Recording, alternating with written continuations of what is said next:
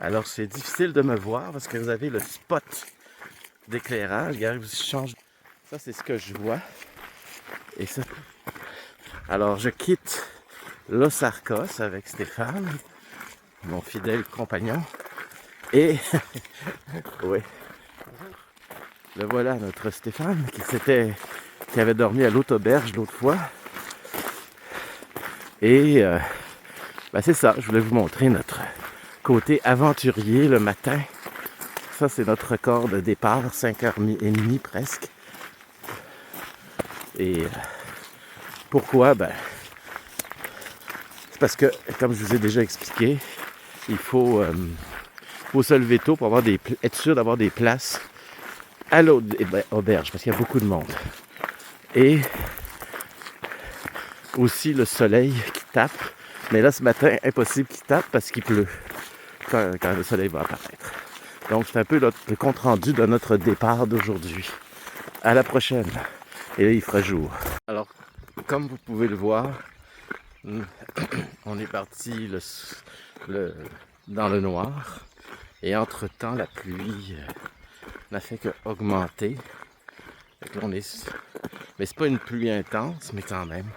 C'est une pluie quand même assez fatigante. Ça gâche un petit peu la marche. Est-ce que vous voulez? Ça fait partie de l'aventure. Deuxième étape sur le chemin. Première étape, pardon, après Los Arcos que je viens de quitter avec Stéphane. C'est pas Nahera, Sanzol. Excusez-moi, on fait tellement de place. La première étape après Los Arcos, c'est Sanzol. Alors malheureusement, il n'y a pas de café. Le café est fermé, il est trop tôt à Sanzol. Alors ça va être au prochain village. Alors, si je peux avoir un café, j'espère. Avec un temps pareil, quand il pleut, un bon café, ça fait du bien. À plus.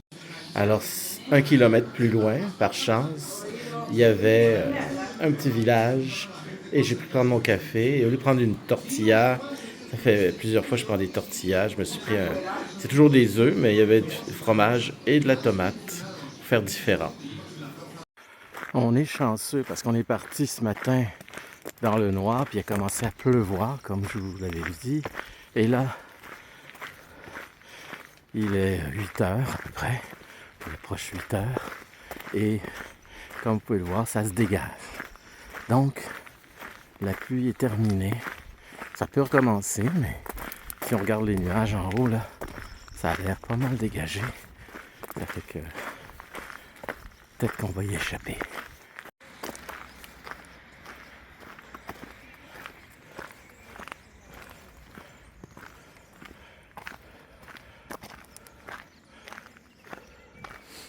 Alors les gens posent des roches, des photos, toutes sortes de choses qui les touchent. Il y a même un drapeau, un arbre à drapeau, ou de chaussures, ou toutes sortes de choses. Ici aussi, c'est la tradition. Ici, dans le bouddhisme aussi, ils font ça. Déposer des bouts de tissu ou des bouts de papier. Alors nous avons ici un petit abri pas de fortune parce que ça a pris du temps. Mais les gens sûrement, les bergers, des choses comme ça, pas des choses, des personnes comme ça venaient se réfugier ici c'est parce qu'il peut faire très froid aussi. On ne sait jamais, l'hiver.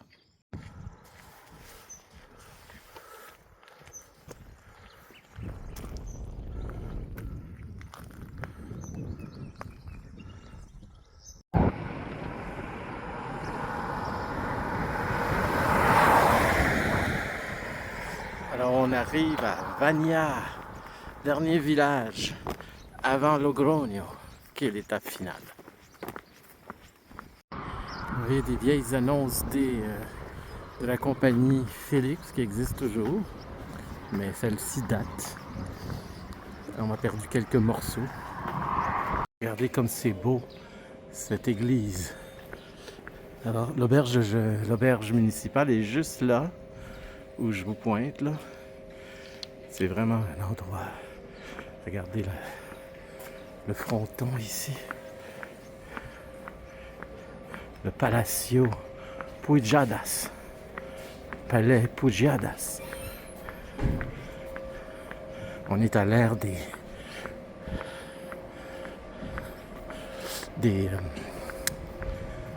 comment dire, des croisés. Regardez ça. On peut aller jeter un coup d'œil. C'est ouvert. Regardez ça, c'est extraordinaire.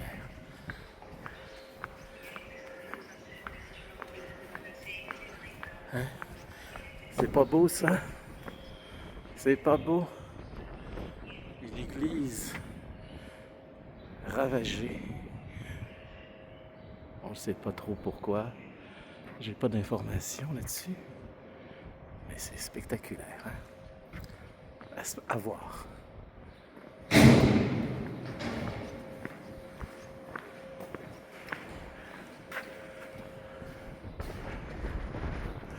Wow.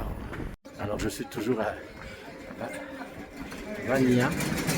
Viana. Alors, j'appelais ça Vania, mais c'est Viana. Alors je m'excuse pour ceux qui connaissent Viana. C'est vraiment Viana. Alors je vais quitter Viana. Prochaine étape, Logrogno. Alors ça c'est l'Èbre. Et c'est le plus grand pont et le plus large fleuve d'Espagne. Et nous arrivons, dès que nous franchissons ce pont-là, nous arrivons à Logrogno. Et notre auberge est juste là, à droite. Vous voyez les clochers à droite de ma caméra, de mon écran? Ben, c'est dans ce coin-là. C'est une albergue Donativo. Et on donne ce qu'on veut. Moi, je veux donner 10-15 euros. Et il y a le repas compris. Puis j'ai déjà été il y a 2 ans. Et c'est vraiment bien. Alors, je suis dans l'albergue Santiago El Real. Ce qui est bien dans cet albergue... Oh là là, ça tombe, regardez. Juste à temps. Regardez la pluie qui tombe. J'ai évité ça. Alors, je suis à Santiago El Real. D'ailleurs, vous pouvez voir mon splendide lieu de sommeil. On est 6. Ça va être bien. Et c'est un donativo. Qu'est-ce que ça veut dire? Ben, vous donnez ce que vous voulez. Alors, moi, comme je disais, je vais donner à peu près une vingtaine d'euros parce que le repas est compris.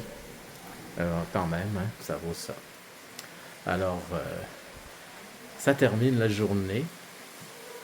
Et puis, ah oui, il y en a qui demandaient parmi mes abonnés comment ça marche, ce qu'on appelle la crédentiale.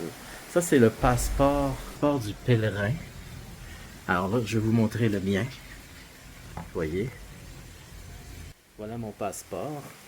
Alors, ils donnent ça à Saint-Jean-Pied-de-Port, mais dans différents endroits, là, de point de départ des chemins. Moi, j'ai payé 3 euros pour mon passeport. Si vous n'avez pas ça, on ne peut pas dormir dans aucun gîte de pèlerins, qui sont les moins chers. Comme ici, ben, c'est plus que moins cher, c'est presque gratuit. Vous donnez ce que vous voulez. Et vous voyez, là, ça, c'est les étampes. Alors, toutes les places que j'ai fait à date. Ça, c'est l'étampe d'ici. Alors, je voulais juste dire ça pour ceux qui me suivent, qui voulaient savoir comment ça marche. Et je vous dis à la prochaine.